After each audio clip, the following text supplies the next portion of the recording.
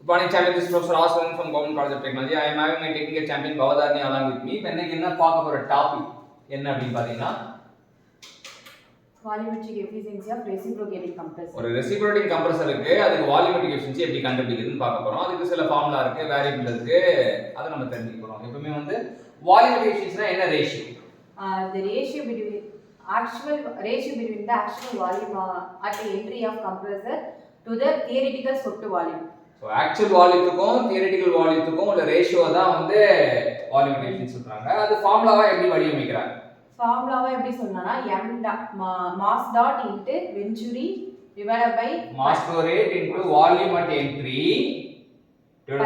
divided by 5/4 d square L into n by 60 into k.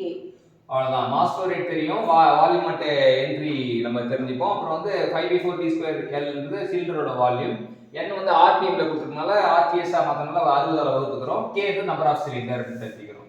So speed வந்து rpm ல கொடுத்தா 60 ஆல வகுத்தா rps அப்படினு தெரிஞ்சுக்கலாம்.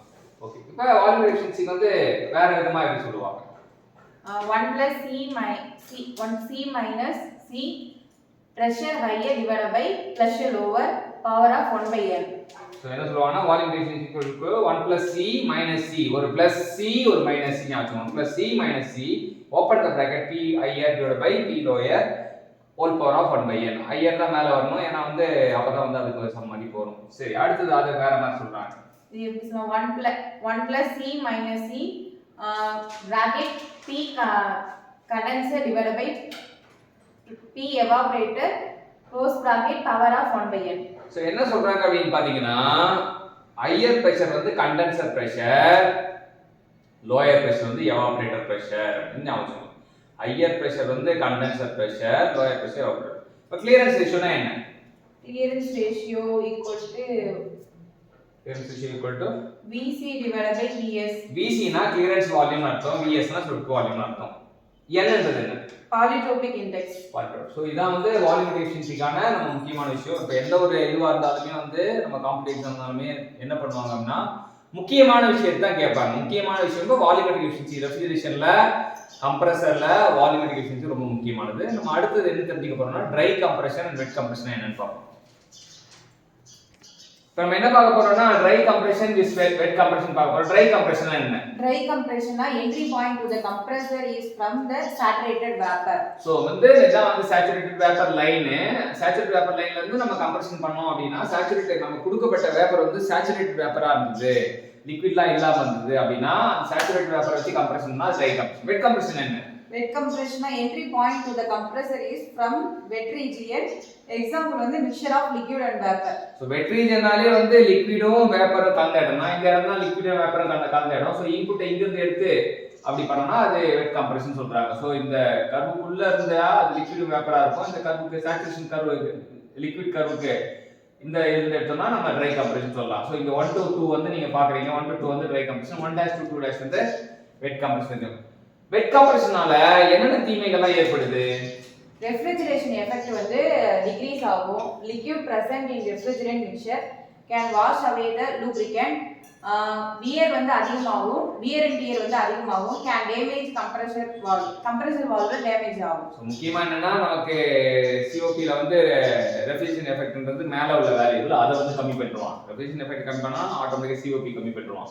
லிக்விட் இருந்ததுன்னா லிக்விட் வந்து ரெஃப்ரிஜரேஷன் மிக்சர் இருந்தா அது வந்து லூப்ரிகன்ட்டை வாஷ் பண்ணும், அப்படி அதை எடுத்துட்டு போய்டும் அப்படின்றாங்க. அது மட்டும் இல்லாம வியர் அண்ட் டியர் வந்து அதிகப்படுத்தும்ன்றாங்க. அதனால என்ன பாதிப்பு அப்படின்னா கம்ப்ரஸர் வால்வுக்கு பாதிப்பு அப்படின்றாங்க. இப்போ வெட் கம்ப்ரஷன்னா நம்ம என்ன புரிதல் ஏற்படுது?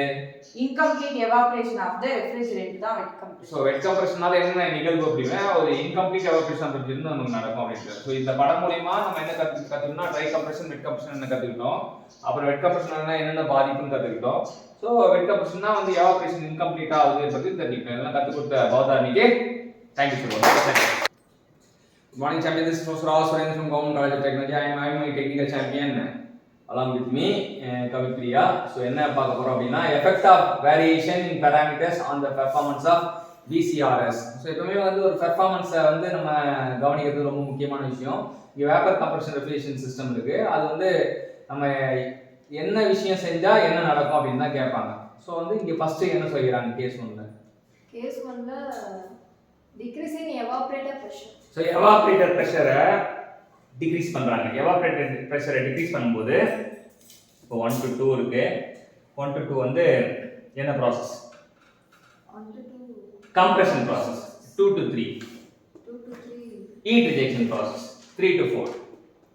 Expansion process. 4 to 1. Heat rejection process. அது heat rejection மேல முடிச்சு. இது வந்து heat Heat addition process. So heat addition தான் இதான் இங்க தான் எவாப்ரேட்டர்ன்றது நம்ம முதல்ல கீழ தான் எவாப்ரேட்டர் அப்படின்றது இது வரும். என்ன சொல்லிருக்காங்க? Decrease in evaporator pressure. So வந்து இந்த 1ன்றத 1